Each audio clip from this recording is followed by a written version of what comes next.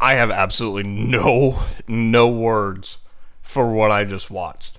That may be the most improbable Cleveland Browns game I've ever watched in my life. I mean, it was starting out as a typical Browns game. Defense keeping them in it the entire time, and the offense just could not get anything going. I mean, they were down 10-0 with with 3 minutes left to go in the fourth quarter.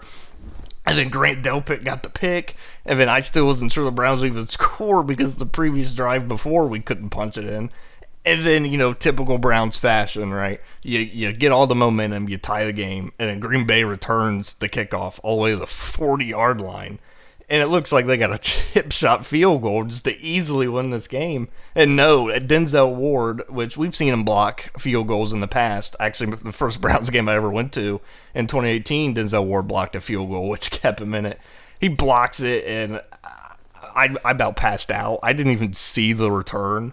I know they got to about midfield, but I totally blanked out after that.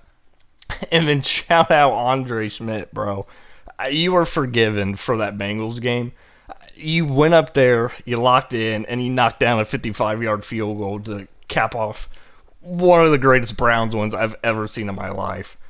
There's still some downsides. Flacco still didn't look great, but defensively, it's the best defensive team in the league. I mean, there's absolutely no denying it. The Browns defense alone just beat one of the best NFL teams, and I'm still at a loss for words.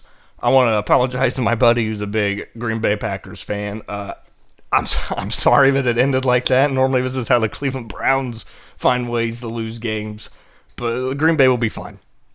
This is a huge win for the Cleveland Browns. Just to even keep, optimism alive in that building. If the Browns would have lost this game, I mean, you're talking about people calling for Stefanski to lose his job, Flacco to, still probably be benched, but that'll be a little bit quieter. And it gives the Browns kicker just a huge boost of confidence, especially after everybody was asking him to be kicked off the team after week one. Nobody's going to be saying that now. I still am at a loss for words.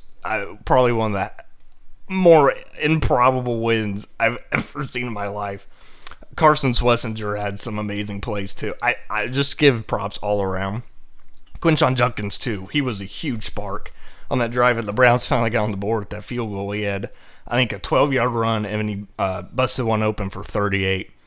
So just, I mean, it was a horrible first three quarters for the Browns, and then the fourth quarter is one of the best I've ever seen. So I know you guys are probably calling your friends and everything and just losing your absolute minds. I know I called my dad, and we were losing our minds over the phone. Just amazing. We've needed this, especially, we had lost, 8 straight games before then. This just puts an overall good morale boost into the team. So hopefully they can build off of this. 1-2 is way better than 0-3. And if you're able to maybe steal one in Detroit or against the Vikings in Pittsburgh, I mean, this season looks way better, especially if how easy the schedule lightens up towards the end after this gauntlet. So, go Browns. Great debut in the all-brown uniforms. And let's go, man. Absolutely unbelievable win here in Cleveland. Love you guys, man. Let's hope that this season is turned around from this point on, and maybe we can have a memorable one. See you guys.